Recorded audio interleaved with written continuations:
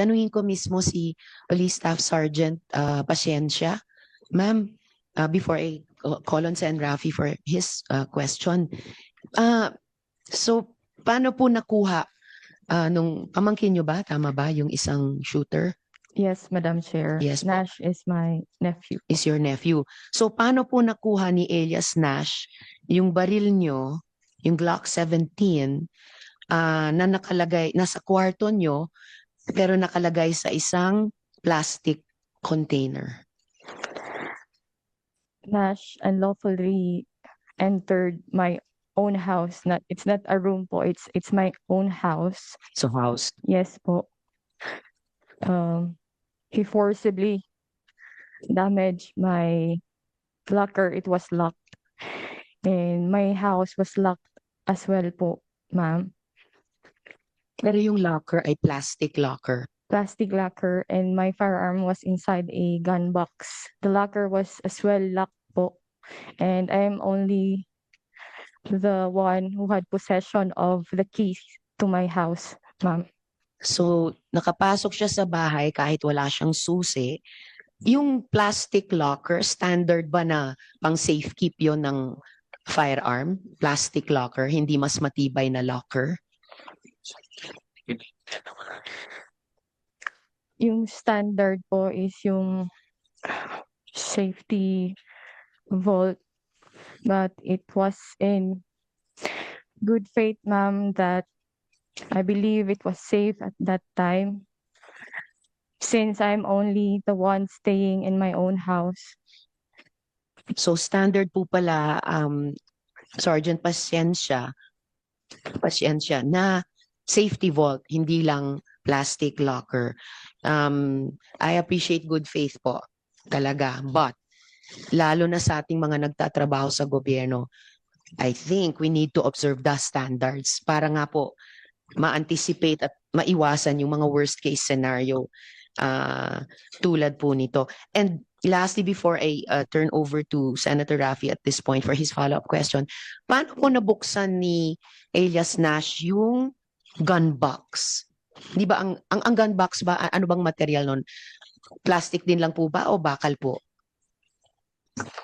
It was plastic din po, ma'am. Standard po ba na yung gun box ay plastic lamang? Yes, ma'am. Okay. So standard po yung plastic na gun box, but standard din na kung nasa plastic na gun box ang isang baril, andun siya sa isang safety vault. Tama po. Salamat, Sergeant Pasensya. So at this point, Senator Rafi? Thank you, Madam Chair. Staff Sergeant Pasensya, tanong ko lang, paano nalaman nung inyong pamangkin na yung baril ninyo ay doon niya makukuha doon sa sabi mong naka-plastic na lalagyan?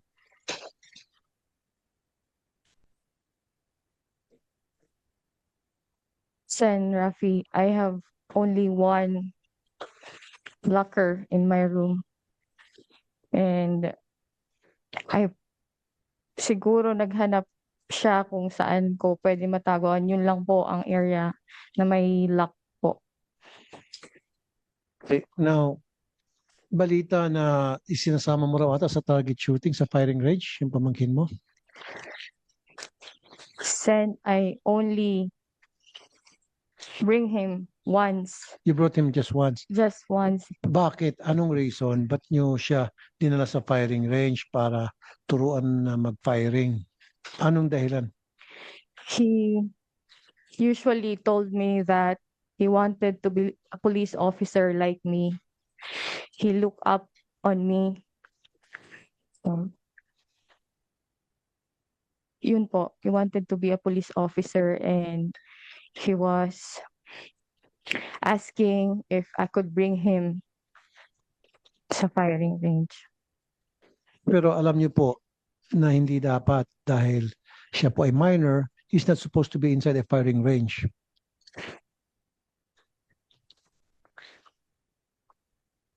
Sergeant, pakisagot sa tanong ni Senator Rafi. Based wala po akong, I have no personal knowledge na may prohibition po. Staff Sergeant, excuse me, Senator Raffy, nanumpa po kayo kanina at kayo po ay kawani ng Philippine National Police, ang pangunahing law enforcement institution ng ating bansa. Pakisagot ng makatotohanan sa tanong ni Senator Raffy.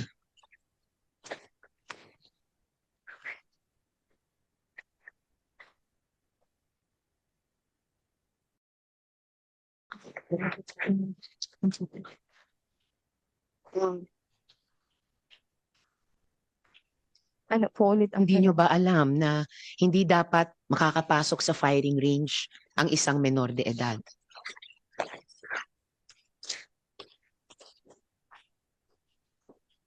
Hindi po.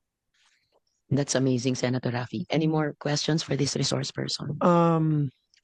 Then doon kay General na lang. Anyway, before I end my questioning dito kay Staff Sergeant Pasensya, siguro there's lesson learned to be learned here na dapat tayo mga matatanda, responsible gun owner, so to speak, hindi natin expose sa mga minors na mga kamag-anak natin, kahit na tayo ay civilian man o police, yung nang pakita natin sa kanila yung mga baril. Much more bringing them sa mga firing range para makita nila yung actual na pagputok ng baril hanggang sa matututo sila kung paano magpaputok ng baril. So, in other words, natuto siya kung paano magpaputok ng baril dahil nga po sinama mo siya sa firing range. Kung hindi mo siya sinama at hindi siya na-expose sa ganong klaseng environment, then things would have been different. Yan po ang ang point ko. Now, dito kay General, Senator Raffy, bago natin po iwan si Sergeant Pasensya, Opo. follow up po, Sergeant. Tama po ba na kayo yung tumatayong magulang ni Elias Nash? Madam Chair, hindi po ako ang tumatayong magulang ni Nash. I am his aunt, pero my parents po si Nash. And his father is my brother. Ang supervision ko po kay Nash are more on support and sa financial na aspect po. So may ilang, kumbaga, parental duties na kayo ang tumutupad para kay Elias Nash? In cases po na wala po talaga ang parents niya because they are members of 4Ps, wala po silang trabaho. And naaawa naman po ako sa bata, lalo na kapag humihingi na po ng pangbili ng ulam, gatas, kahit po sa education nila. Yun po yung support ko kay Nash. Pero si Nash po ba ay doon nakatira sa bahay ng kanyang magulang or siya po ay doon sa inyong bahay? Yes po, nakatira po siya sa kanyang mga magulang. Ako lang po ang nakatira sa sarili ko pong bahay. And lastly po at this point, kayo po, meron po ba kayong insight kung bakit ganyan ang ginawa ni Elias Nash nung araw niyon? May mga indications po ba? Kasi sabi niyo kanina, kayo rin po ay nag-a-advise kay Elias Nash. So, meron ba kayong napansin na parang maaring sabihin ngayon in hindsight, papunta dito sa ginawa niya? Yung napapansin ko po kay Nash is masyadong mahaba ang oras niya sa cellphone. He is introvert. Most of the time, hindi siya nakikipag-usap. Gusto lang niyang mapag-isa. He is always on his cellphone, Madam Chair. So, iba po dun sa dating pagkakilala ni Jeric na kapatid ni Miss Janica na sinabi nila kanina na ang dating pagkakilala nila kay Elias Nash ay masayahin, palabiro, kaibigan pa nga niya, kaklase pa niya. Pero kayo ever since, ang pagkakilala niyo po kay Elias Nash ay itong introvert at iba pa? Yun po, before Nash was a different kid.